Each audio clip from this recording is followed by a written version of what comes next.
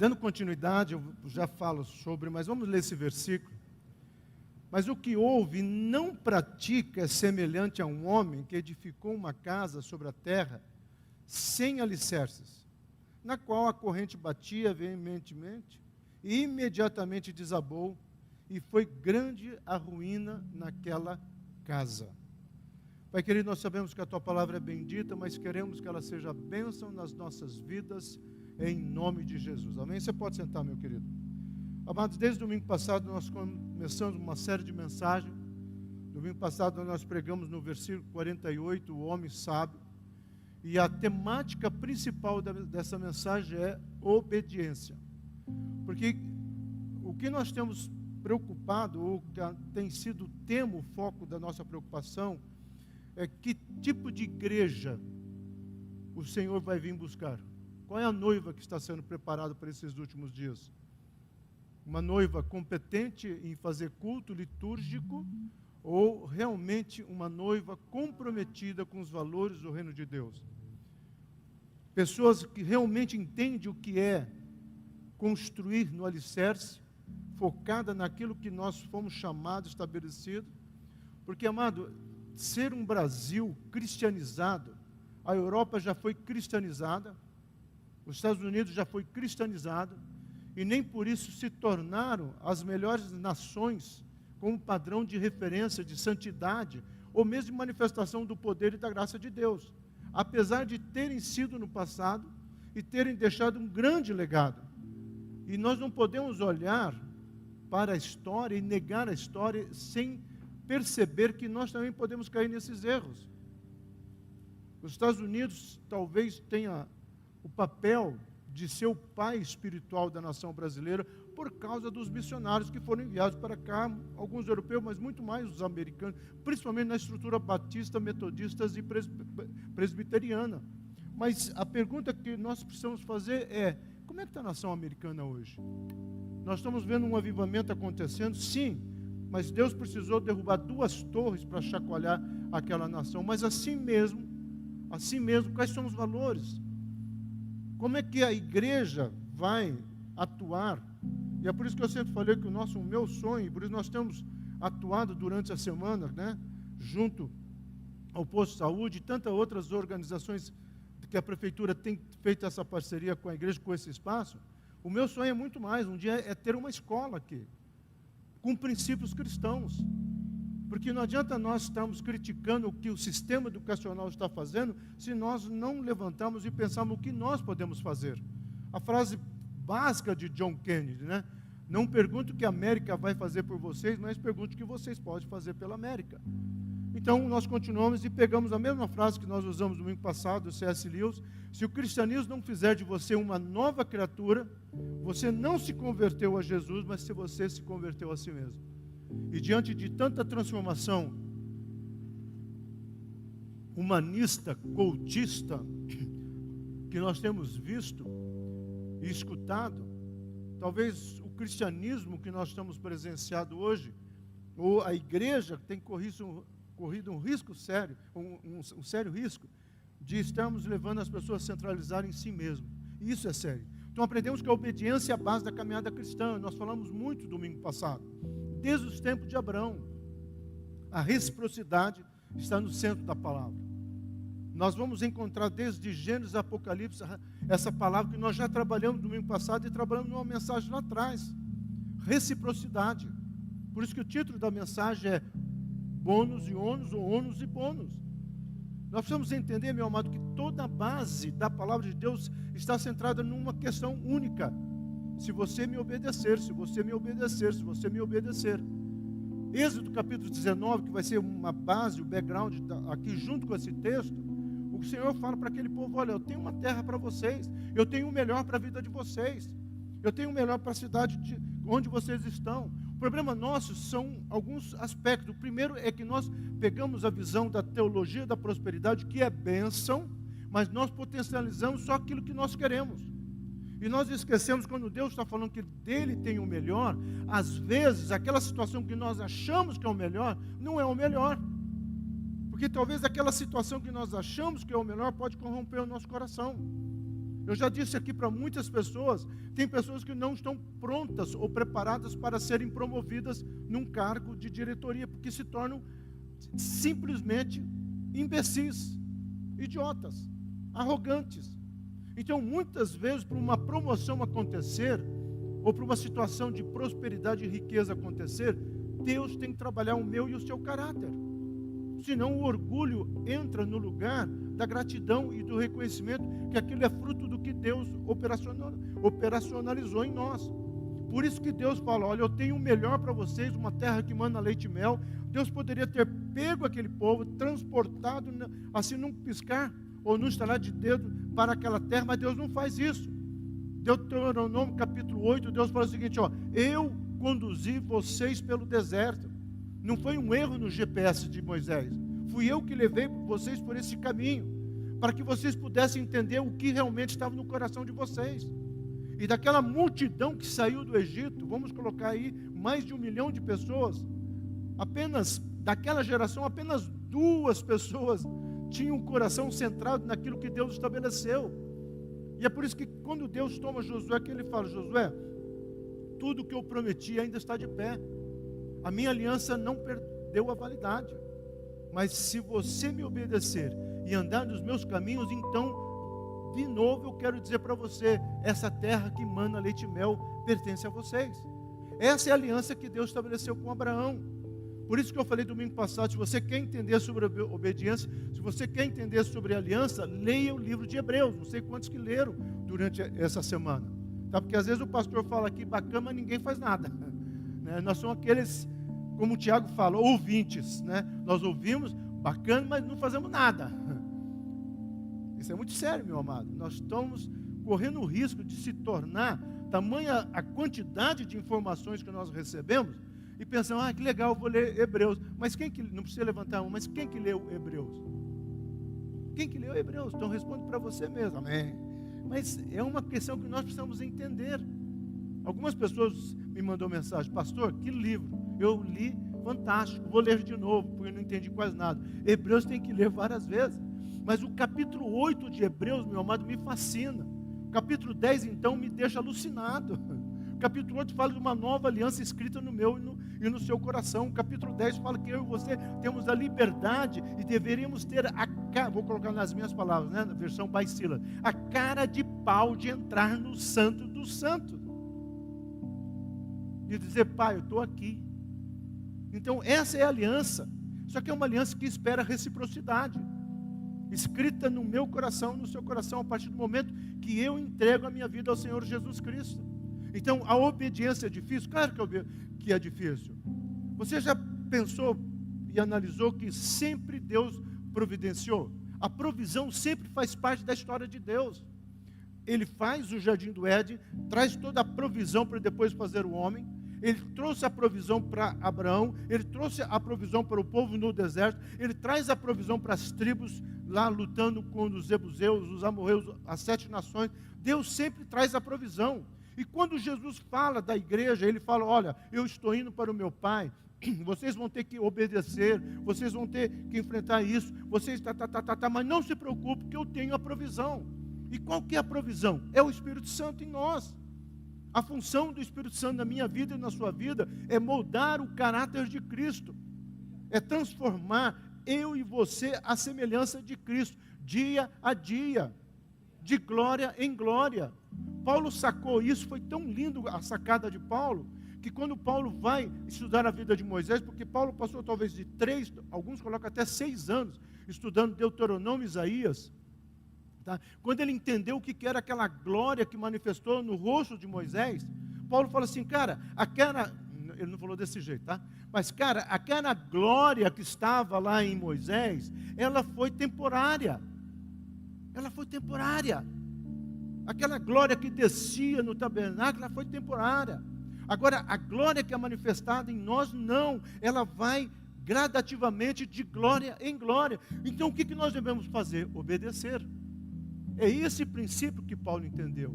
E é isso que Deus espera da minha vida e da sua vida. Então precisamos entender que uma obediência parcial é, na verdade, uma completa desobediência. É o que temos no exemplo de Saul. Saul, diante dos amalequitas, Saul fez tudo certinho. Irmãos da Assembleia, esse aqui é chá. Tá?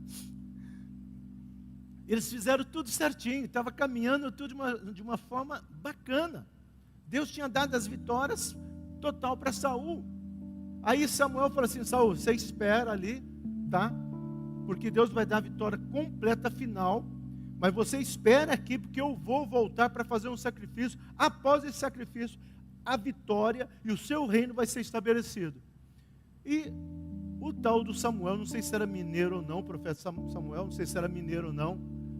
Aquele negócio de tô chegando. Já viu mineiro? Tô chegando e nunca chega.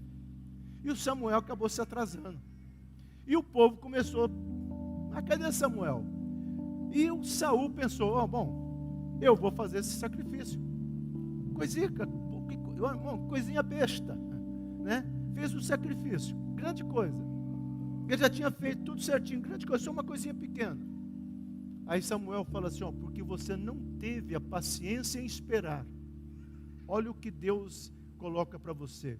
Ele já sabia que você não ia esperar, e ele já levantou o teu sucessor, e o teu reino acaba aqui. Meu amado, Saul poderia ter dito assim: oh, pega leve, cara, pega leve. Meu amado, nós precisamos entender que quando você começa a caminhar num nível de intimidade com Deus, mais e mais esse nível de relacionamento vai requerer de você essa santidade e esse comprometimento. É por isso que muitas vezes, já viu aquele quadro de Ezequiel? E eu estava com águas até nos artelhos, né? Aí fui nadando, fui até o joelho. De repente não dava mais, que eu tive que mergulhar. Há muitas pessoas que querem somente ficar com águas até ali, na pontinha dos pés. E o diabo fala: não está bom demais, para que mais adiante? Parece que a igreja só está satisfeita com isto. Não, para que mais? Para que mais? Essa semana, meu amado, eu até mandei para os levitas, né, em função de algumas situações, as madrugadas com Deus, eu tenho lembrado de algumas experiências. Eu tenho consultado Deus, se eu não quero, talvez, apesar de ser meu passado, mas é meu passado presente. Algumas experiências tremendas que Deus já me trouxe, de revelação. Porque eu tenho escutado algumas pessoas contando experiência até de lá de trás, e Deus me levou a ouvir 3 pregadores, e ele falou uma frase que Deus me falou de madrugada: Silas, você não pode pegar uma experiência de 20 anos atrás, 30 anos atrás, e dizer que acabou. E aí o pregador falou assim: essa minha experiência aconteceu alguns anos atrás, mas ela ainda é viva no meu coração. Eu falei: opa! Então até que ponto, talvez algumas experiências que eu passei, talvez não vai nos ajudar, no sentido não que eu seja melhor que vocês, mas, meu amado, alguém já andou 1.450 quilômetros sem gasolina no tanque? Eu já andei com um anjo na frente. E Deus sabe o que eu estou falando, e Deus sabe que isso é verdade. Tudo com oração, só com oração e revelação. Então essas coisas, meu amado, esse mundo sobrenatural, eu não vou mais esconder de vocês, não. Eu quero que vocês saibam que o pastor de vocês já viveu isso, e vocês podem viver também. Só que qual que era a diferença? Eu era mais jovem, porque eu caí nessa besteira. O José já ouviu muito disso ali na porta. Às vezes vem algum grupo, eu falei: José, eu não tenho mais, já passei dessa época. Essa semana uma pessoa me falou assim, que ela me viu pregando numa outra igreja, né? E lá Deus me usou. E ela falou assim: por que Deus não usa você na sua igreja? Eu falei: é porque lá todo mundo me conhece. E eu já usei essa frase aqui alguns anos atrás, uns 2 anos atrás. Meu amado, com todo carinho e respeito por vocês, tá? Dane-se se vocês me conhecem. Se Deus mandar falar alguma coisa para vocês, isso é problema de vocês, se vocês vão acreditar ou não. Eu só quero saber se vocês vão tomar posse. Porque às vezes eu fiquei, e essa madrugada Deus me questionou muito: você está se prendendo no quê? Então nós precisamos entrar num tempo de que não existe meio termo. Ou é obediência total, ou não existe meia obediência. Nós precisamos avançar para esse comando. Então a vida espiritual está atrelada às nossas decisões diárias, onde temos bônus e ônus. Mas nós só queremos os bônus. Nós queremos que Deus faça, nós queremos que Deus aconteça. Nós não queremos o tome a tua cruz e siga-me. Nós não queremos a mudança de caráter. Nós não queremos a mudança de transformação. Nós queremos orar e fazer uma série de pedidos para Deus. Mas Deus também tem o seu pedido. Deus também espera da minha vida e da sua vida posicionamento. Deus também espera da minha vida e da sua vida que nós possamos viver o sobrenatural a cada momento e a cada dia.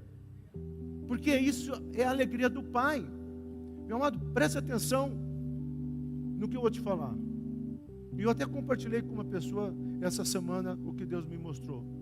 O pai do filho pródigo tinha dinheiro suficiente para ter feito uma busca, montado uma equipe de vão lá e achem meu filho.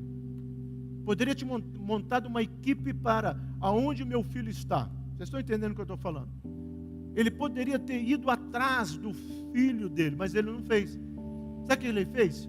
Ele sentou na porta da cidade, porque ele sabia que se o filho dele entrasse, ele seria apedrejado, porque no Talmud havia 2 leis que causavam apedrejamento, e uma delas era pedir a herança do pai enquanto o pai estivesse vivo.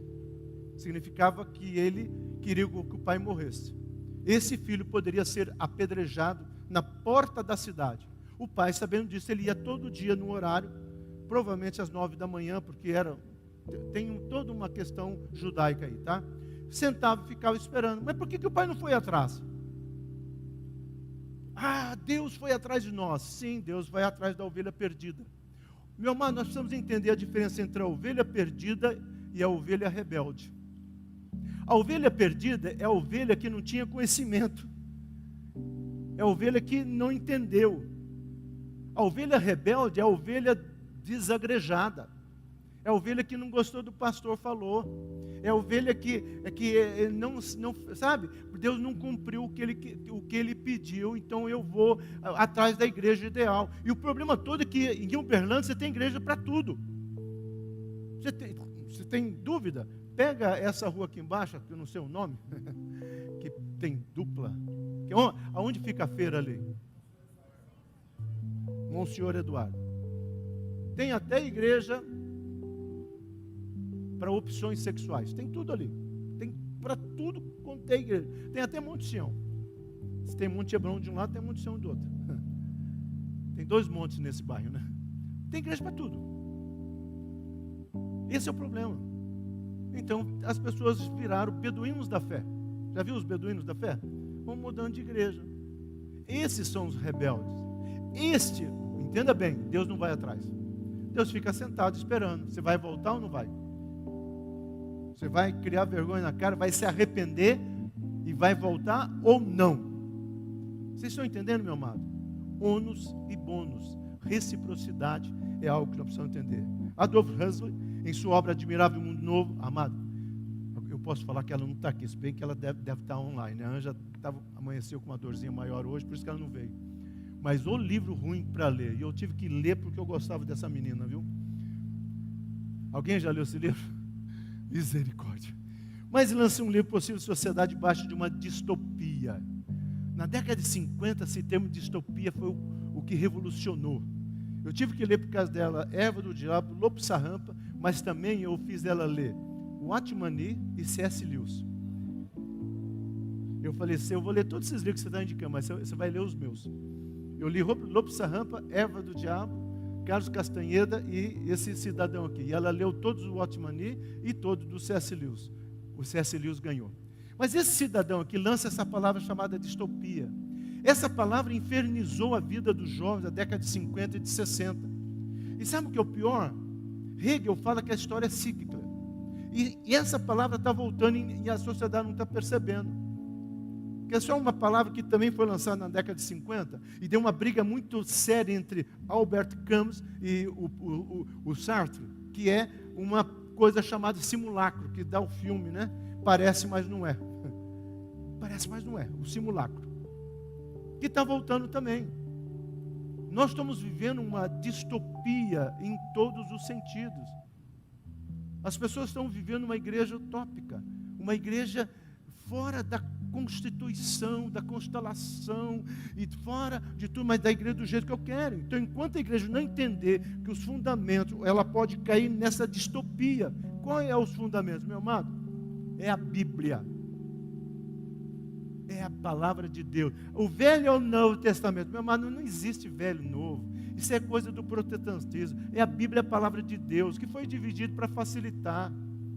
Você já pensou você ler o Salmo 119 sem ter os versículos? Você começa, não sabe aonde ia parar. É ou não é? Então tem os versículos, pronto. Então, utopia nesse evangelho sem reciprocidade é uma graça barata. Sabe o que é uma graça barata? Deus é maravilhoso, Deus é amor. Então, eu não preciso obedecer tanto assim, porque Deus é amor, Deus é light, Deus é luz, Deus é a força. Então Deus está comigo, Deus transforma. Meu amado, para com isso. A palavra de Deus não mudou. A palavra de Deus é a mesma. Eu sei que tem muitas coisas que nós tentamos interpretar a nossa vil maneira de entender. Porque eu e você somos pecadores. E nós tentamos puxar para o nosso lado. Agora, pastor, então como é que eu vou sair dessa? Simples. Simples. Se você estiver fundamentado na palavra de Deus, vai chegar uma hora, meu amado, que as coisas do mundo vão perder a graça para você. É isso que o Senhor Jesus estava querendo entender. Então é preciso entender os nossos fundamentos. As coisas vão perder a graça. Por isso que ele começa colocando. Então Jesus, por exemplo, disse assim aos fariseus: se crescem de fato em Moisés, então aí Gênesis, Êxodo, Levítico, creriam em mim, pois ele escreveu ao meu respeito. Os fundamentos levíticos, tudo isso. Abrindo parênteses, dia 20, uma terça-feira, vai vir um judeu ortodoxo de Tel Aviv, vai ter intérprete, tá? O Augusto vai nos ajudar se ele puder também, tá bom? Está sabendo agora, convocado agora. Yasser, tá? E ele vai falar sobre a Torá. Ele não é messiânico. E é interessante que é o que Jesus falaria para ele: rapaz, se você crê tanto na Torá, você ia crer em mim. É a pergunta que Jesus faria para ele. Porque foi a grande questão. Então, como é que nós chegamos aqui? Mas o que houve, aqui está a questão, e não pratica. A palavra praticar nós estudamos no grego domingo passado. Mas qual que é a palavra-chave? Aqui é a palavra ouvir, que é a palavra kou, que Jesus usa. Existem 4 palavras para escutar no grego, 2 que Jesus usa bastante. Essa é uma que ele coloca aqui, que é escutar sem prestar atenção. Falta de analisar. É o que mais está acontecendo na nossa sociedade. É o que mais está acontecendo na nossa sociedade. Às vezes o cara coloca um texto e ninguém está lendo mais. Amado, você já tentou fazer um teste em casa? Faça. Chega em casa, pode ser hoje. Pega uma caneta e um papel, escreva uma carta à mão. Veja se você consegue escrever ela inteira. Ah, não sei escrever uma carta? Está vendo? Não flui os pensamentos. Então, para te facilitar, escreve o Salmo 23 à mão. Você vai ver que caligrafia horrível nós estamos tendo e como a gente não consegue mais escrever nem o B e nem o D. Sabe por causa disso? Por causa de um tal de teclado. Quer um pouquinho mais além? Antigamente todo mundo sabia o telefone de casa de cor. Todo mundo sabia o telefone de qualquer pessoa de cor. Hoje, ninguém sabe nem o próprio número. Qual que é o seu número? Do meu telefone? Peraí. A gente não sabe nem a placa do nosso carro. Porque essas redes sociais têm feito uma sociedade que não aprendeu a analisar. Ela é uma sociedade distópica, que está vivendo uma utopia de Maria vai com as outras. Quem gosta da revista Veja, há um artigo da revista Veja sobre esse ponto. É um cara presbiteriano que escreve, da Mackenzie, acho fantástico. Eu gosto de ler os artigos dele sobre essa questão, de que de repente, porque um escreve, um monte concordam, e foi feito um teste, e fora Veja tem um artigo da revista super interessante, pastor lê tudo, tá? dessa semana, que é assim, colocaram 7 pessoas para dizer qual que era o certo de um teste. 7. 6 eram contratados e um só não era. E os 6 era contratado para dizer o número errado. E o único que sabia que, vamos supor que era a questão 3. todo mundo falou que a questão 4. Então começa 4, 4, 4. Quando chegou no último, que sabia que era a questão 3, ele olha, bom, todo mundo está falando que é a 4, eu vou falar também. E sabe qual é o resultado do teste? É exatamente isso. A sociedade hoje é uma Maria vai com as outras. Já viu esse termo? No Sul tem bastante. E é o que está acontecendo. Então, o que Jesus está falando é o seguinte, olha, o problema dessa pessoa, se a outra escutou e praticou, essa segunda pessoa é uma pessoa que está ouvindo e ela não está praticando. A temática está em preste atenção, leve a sério o que está sendo dito. Meu amado, você tem prestado atenção do que está sendo pregado aqui? Nas quartas-feiras? As quartas-feiras a temática está sendo o quê? As bem-aventuranças, né? As bem-aventuranças. As bem-aventuranças. Depois vai ser, que depois vai entrar os frutos do Espírito, né? As bem-aventuranças. O projeto Caleb está indo para o bairro Pequi. Essa semana, outra semana. A turma de fibromialgia, até o Ricardo tem que vir fotografar, viu, Ricardo? Para as redes sociais. Está com mais de 30 pessoas de manhã aqui.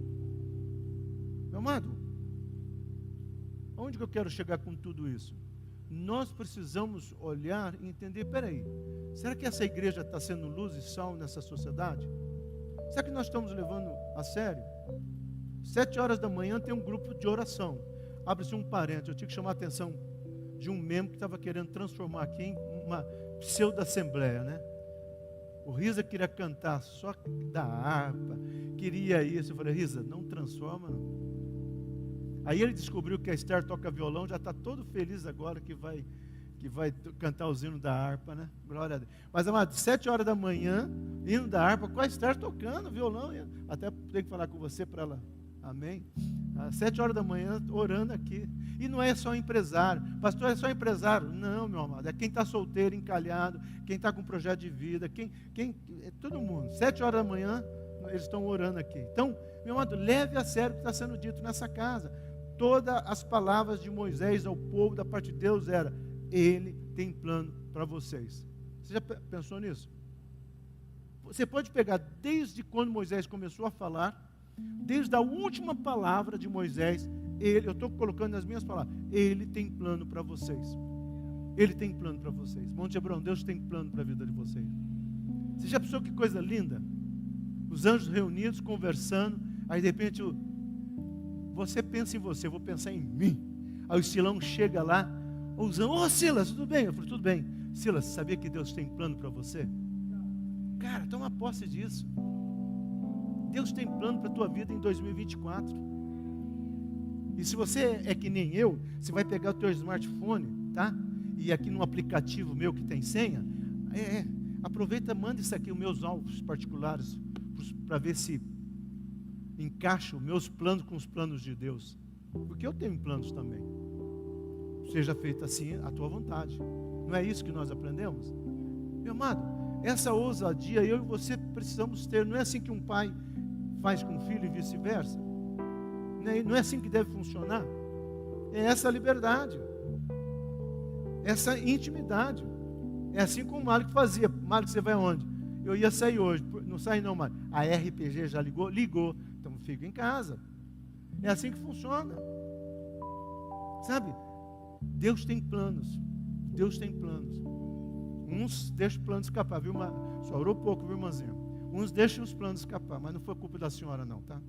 Vamos voltar aqui, senão eu vou apanhar quando chegar em casa. Agora, portanto, se vós obedeceis a minha voz, olha que coisa linda, amados, e guardais o meu pacto, então sereis o meu tesouro peculiar. Você já pensou Deus falando isso para vocês? E é isso que Deus fala para Moisés, falar uma das últimas palavras. Moisés, diga para esse povo que se eles me obedecerem, vamos colocar para nós, Monte Hebron, imagina Deus chegando aqui e falando, Monte Hebron, olha, se vocês me obedecerem, vocês serão o meu tesouro peculiar, acima de todos os povos, pois toda a terra é minha, toda toda herança é minha.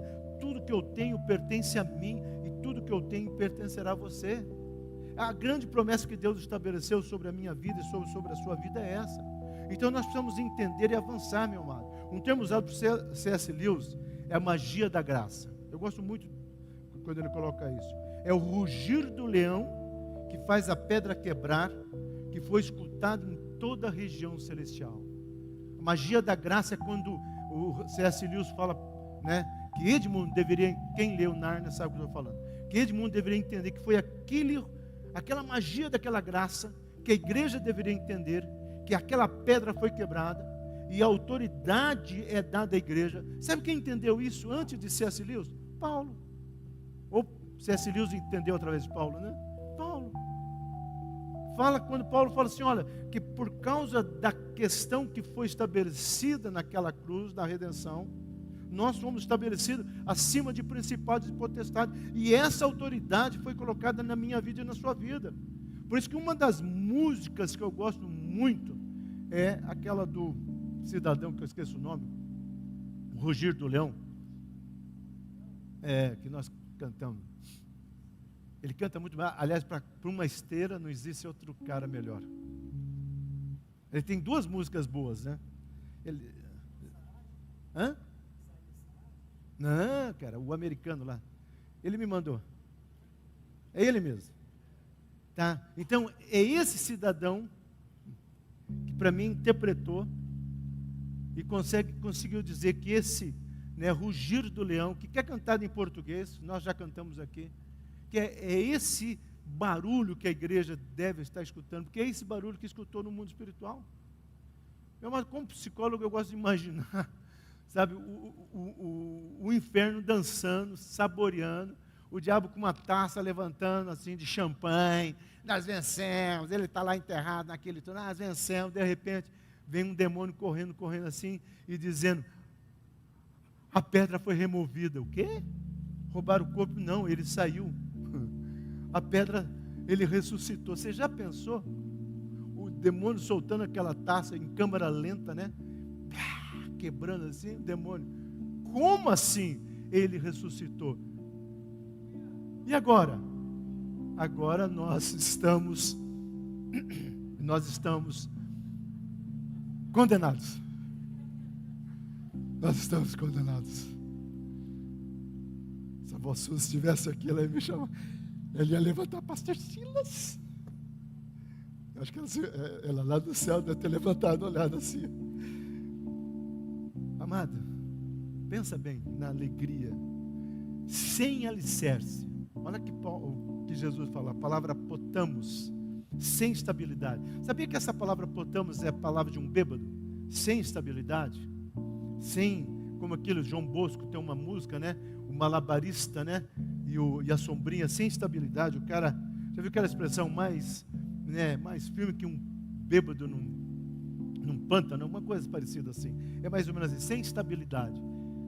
Meu amado, preste atenção antes de eu passar no outro slide. Eu e você somos chamados a termos estabilidade. Billy Graham proclamou fielmente o Evangelho de Jesus Cristo ao mundo perdido, compartilhando o amor de Deus e o perdão do pecado.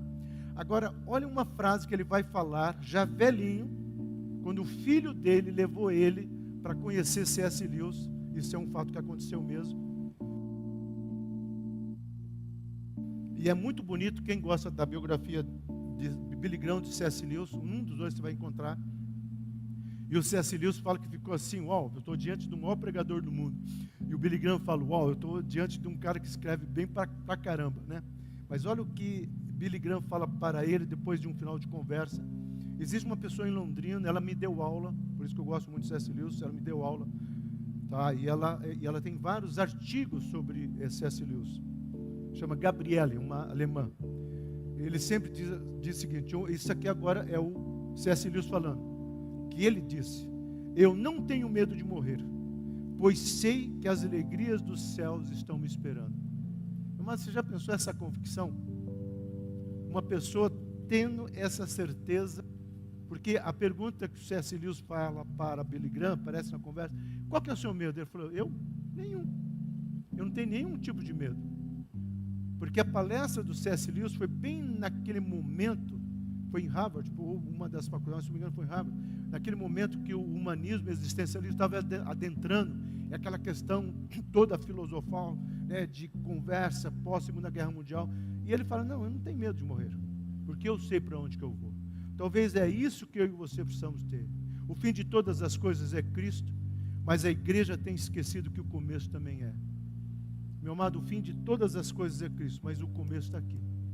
E eu quero encerrar daqui a pouquinho com um versículo que para mim é chave. Mas olha só, C.S. Lewis sempre dizia que o homem decaído não é simplesmente uma criatura imperfeita que precisa ser melhorada, mas é um rebelde que precisa depor as armas. Nós precisamos depor as nossas armas de acusações, nós precisamos depor as nossas armas de orgulho, e nós precisamos voltar para a palavra. Precisamos tomar cuidado, pois um dia a casa pode cair. E eu quero encerrar com esse versículo aqui. Como o Pai me amou. Você já pensou Jesus falando isso? Como o Pai me amou, eu também vos amei. Permanecei no meu amor. Se vocês guardarem os meus mandamentos, permaneceis no meu amor, do mesmo modo como eu tenho guardado os mandamentos do meu Pai, e permaneço no seu amor. Meu amado, como o Pai me amou, assim também eu amo vocês. Então permaneço no meu amor. Mas Jesus, como é que eu vou permanecer no seu amor? Me obedeça. Como é que eu vou te obedecer se eu não sei? Leia uma palavra. Mas como é difícil cumprir, eu deixei meu Espírito Santo. Em resumo, não tem desculpa. Baixe a sua cabeça. Coloque a sua vida diante do Senhor.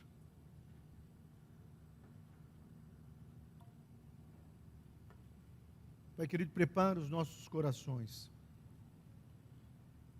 E que nessa série de mensagens sobre obediência, Senhor, que possamos entender o ônus e o bônus, que possamos entender aquilo que o Senhor pede de cada um de nós como igreja, que possamos entender que neste caminhar, assim como o Senhor prometeu uma terra que mana leite e mel, assim como o Senhor avisou dos inimigos, mas o Senhor falou, me obedeçam, porque eu estarei com vocês, e os seus inimigos serão destruídos, porque vocês serão o meu povo.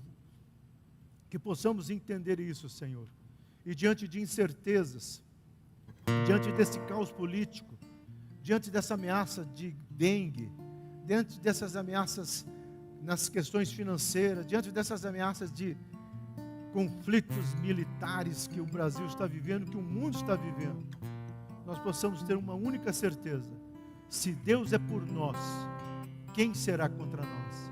Que a nossa fé, que a nossa convicção, que a nossa certeza esteja fundamentada na rocha, em nome de Jesus. Amém?